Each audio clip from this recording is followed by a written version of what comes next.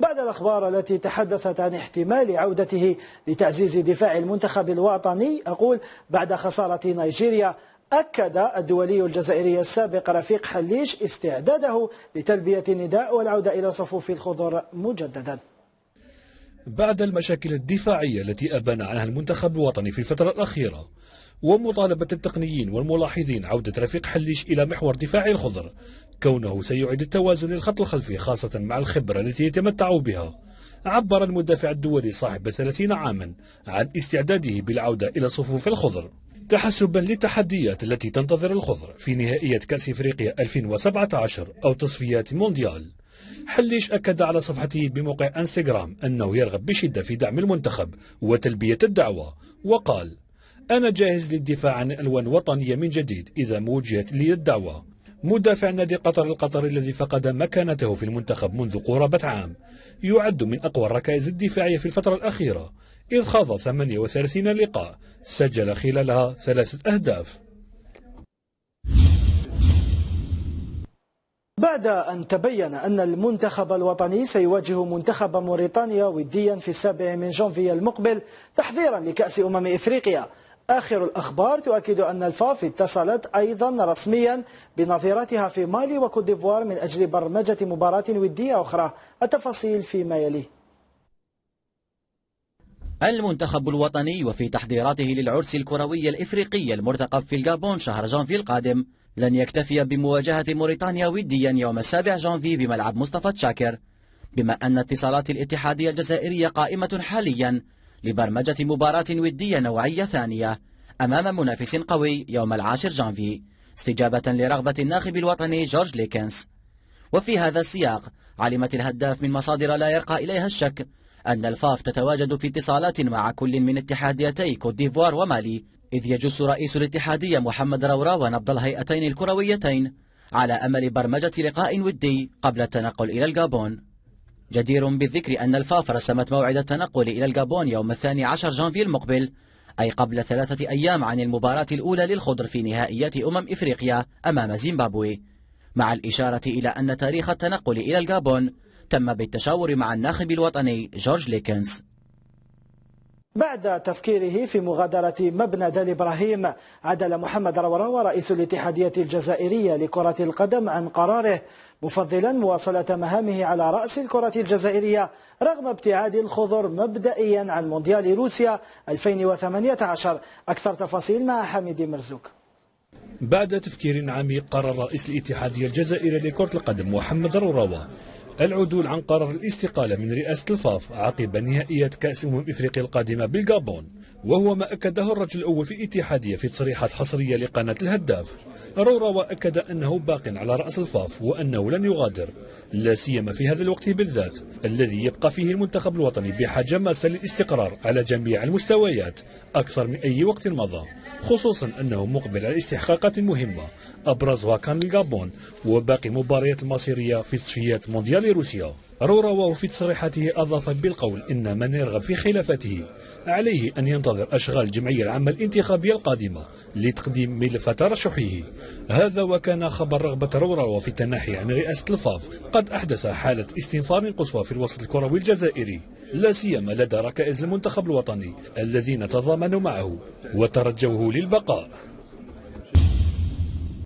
مثلما أكدنا في مواعيدنا الإخبارية السابقة، لا زالت الصحف البريطانية والألمانية تتحدث بإسهاب عن الانتقال النهائي لبن طالب من ناديه توتنهام الإنجليزي إلى ناديه الحالي شالك 04 الألماني بقيمة تبلغ 22 مليون يورو، لكن التقارير الجديدة خرجت لتؤكد إلزامية إسراع الطرف الألماني لحسم هذه الصفقة في أقرب الأجال وليس إلى غاية نهاية الموسم.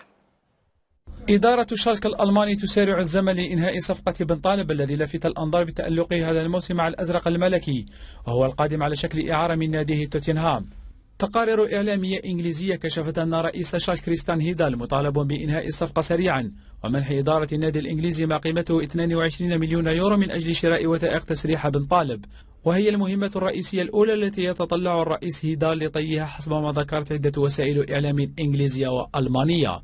وعلى صعيد آخر، عاد لاعب وسط ميدان بولونيا الإيطالي سيفير طايدار إلى أجواء التدريبات مع ناديه الخميس بعد أن تخلف عن حصة الأربعاء بسبب الزكام. وفي إسبانيا اقترب نادي ريال بيتيس من إيجاد خليفة لمدافعي ساماندي لدعم الفريق خلال فترة ارتباطه مع المنتخب في نهائيات كأس إفريقيا، ويتعلق الأمر بالدول اليوناني سيوفاس. نزلت إدارة نادي نابولي الإيطالي في رحلة البحث عن خليفة للدولي الجزائري فوزي غلام الذي سيرتبط بمباريات كأس إفريقيا 2017 مع المنتخب الجزائري. بالنظر إلى غياب فوزي غلام عن ناديه نابولي والذي سيمتد لشهر كامل بسبب ارتباطه مع المنتخب الوطني في نهائيات كأس إفريقيا، تسارع إدارة نادي الجنوب الإيطالي لتغطية الفراغ الذي سيتركه الظهير الأيسر للخضر.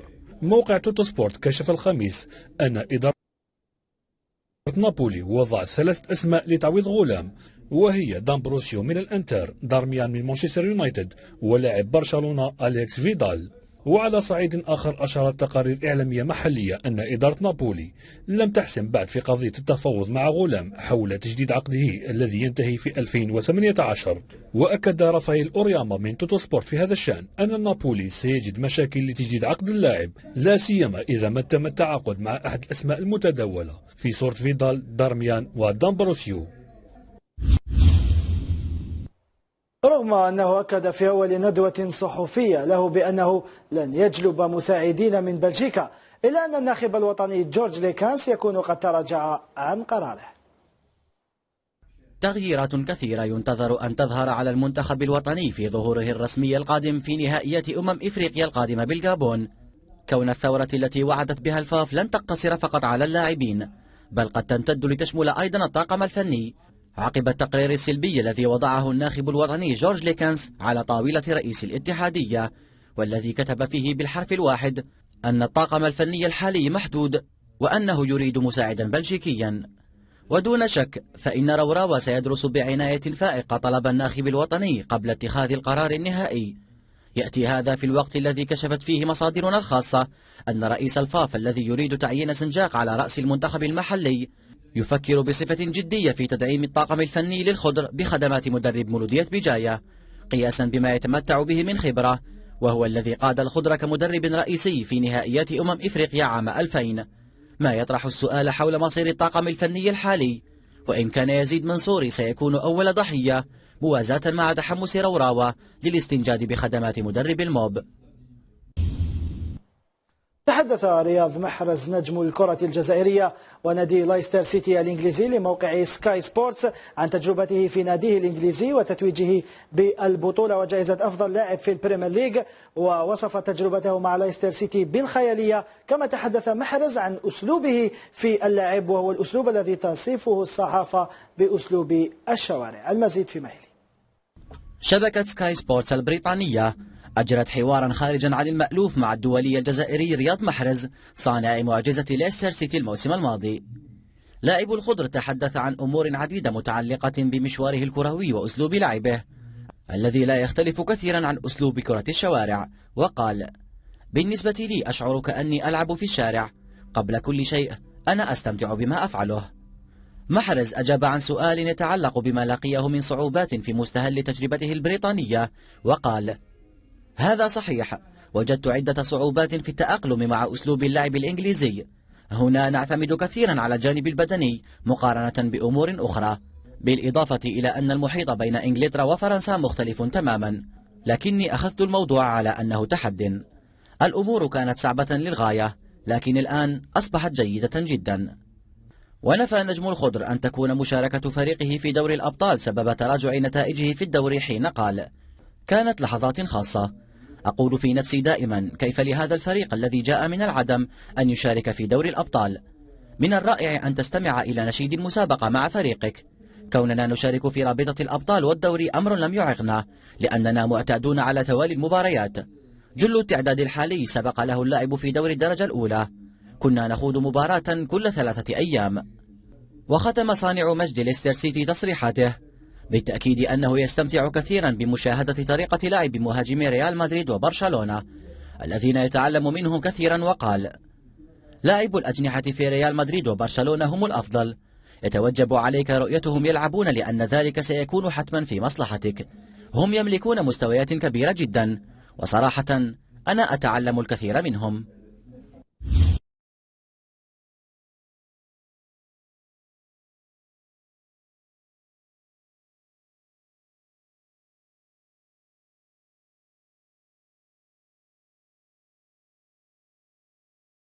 إدارة نادي نابولي الإيطالي في رحلة البحث عن خليفة للدولي الجزائري فوزي غلام الذي سيرتبط بمباريات كأس إفريقيا 2017 مع المنتخب الجزائري.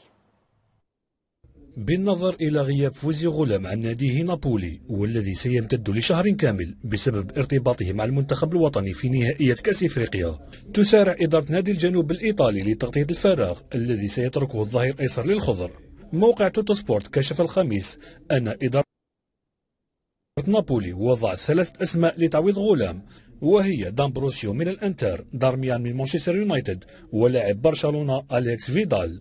وعلى صعيد آخر أشارت تقارير إعلامية محلية أن إدارة نابولي لم تحسم بعد في قضية التفاوض مع غلام حول تجديد عقده الذي ينتهي في 2018. وأكد رافائيل أورياما من توتو سبورت في هذا الشأن أن نابولي سيجد مشاكل لتجديد عقد اللاعب، لا سيما إذا ما تم التعاقد مع أحد الأسماء المتداولة في صورة فيدال، دارميان ودامبروسيو. رغم أنه أكد في أول ندوة صحفية له بأنه لن يجلب مساعدين من بلجيكا، إلا أن الناخب الوطني جورج ليكانس يكون قد تراجع عن قراره. تغييرات كثيرة ينتظر أن تظهر على المنتخب الوطني في ظهوره الرسمي القادم في نهائيات إفريقيا القادمة بالغابون، كون الثورة التي وعدت بها الفاف لن تقتصر فقط على اللاعبين، بل قد تمتد لتشمل أيضا الطاقم الفني، عقب التقرير السلبي الذي وضعه الناخب الوطني جورج ليكانس على طاولة رئيس الاتحادية، والذي كتب فيه بالحرف الواحد أن الطاقم الفني الحالي محدود وأنه يريد مساعدا بلجيكيا. ودون شك فإن روراوا سيدرس بعناية فائقة طلب الناخب الوطني قبل اتخاذ القرار النهائي.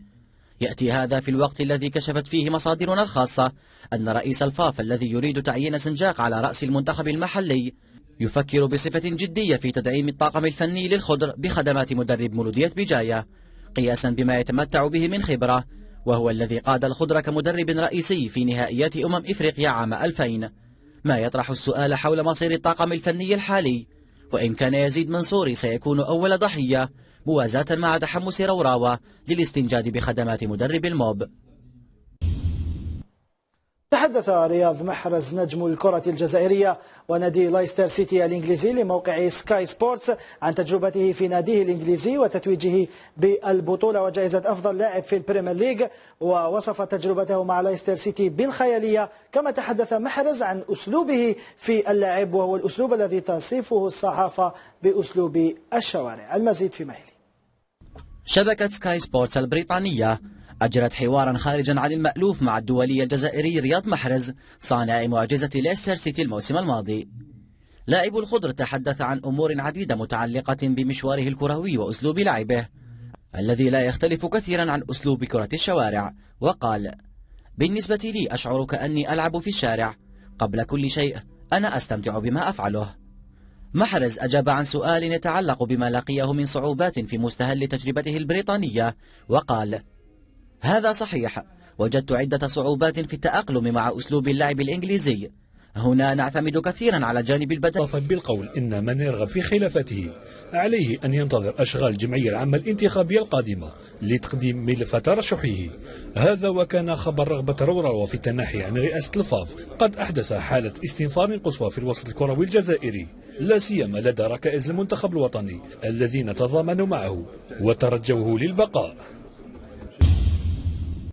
مثلما أكدنا في مواعيدنا الإخبارية السابقة، لا زالت الصحف البريطانية والألمانية تتحدث بإسهاب عن الانتقال النهائي لبن طالب من ناديه توتنهام الإنجليزي إلى ناديه الحالي شالك 04 الألماني بقيمة تبلغ 22 مليون يورو. لكن التقارير الجديدة خرجت لتؤكد إلزامية إسراع الطرف الألماني لحسم هذه الصفقة في أقرب الأجال وليس إلى غاية نهاية الموسم. إدارة شالك الألماني تسارع الزمن لإنهاء صفقة بن طالب الذي لفت الأنظار بتألقه هذا الموسم مع الأزرق الملكي، وهو القادم على شكل إعارة من ناديه توتنهام. تقارير إعلامية إنجليزية كشفت أن رئيس شارك كريستيان هيدال مطالب بإنهاء الصفقة سريعا ومنح إدارة النادي الإنجليزي ما قيمته 22 مليون يورو من أجل شراء وثائق تسريح بن طالب، وهي المهمة الرئيسية الأولى التي يتطلع الرئيس هيدال لطيها حسب ما ذكرت عدة وسائل إعلام إنجليزية وألمانية. وعلى صعيد آخر، عاد لاعب وسط ميدان بولونيا الإيطالي سفير تايدار إلى أجواء التدريبات مع ناديه الخميس بعد أن تخلف عن حصة الأربعاء بسبب الزكام. وفي إسبانيا، اقترب نادي ريال بيتيس من إيجاد خليفة لمدافعي ساماندي لدعم الفريق خلال فترة ارتباطه مع المنتخب في نهائيات كأس إفريقيا، ويتعلق الأمر بالدولي اليوناني سيوفاس. نزلت أن اتصالات الاتحادية الجزائرية قائمة حاليا لبرمجة مباراة ودية نوعية ثانية أمام منافس قوي يوم 10 جانفي استجابة لرغبة الناخب الوطني جورج ليكنس. وفي هذا السياق، علمت الهداف من مصادر لا يرقى إليها الشك أن الفاف تتواجد في اتصالات مع كل من اتحاديتي كوت ديفوار ومالي، إذ يجس رئيس الاتحادية محمد رورا ونبض الهيئتين الكرويتين على أمل برمجة لقاء ودي قبل التنقل إلى الغابون. جدير بالذكر أن الفاف رسمت موعد التنقل إلى الغابون يوم 12 جانفي المقبل، أي قبل 3 أيام عن المباراة الأولى للخضر في نهائيات إفريقيا أمام زيمبابوي، مع الإشارة إلى أن تاريخ التنقل إلى الغابون تم بالتشاور مع الناخب الوطني جورج ليكنس.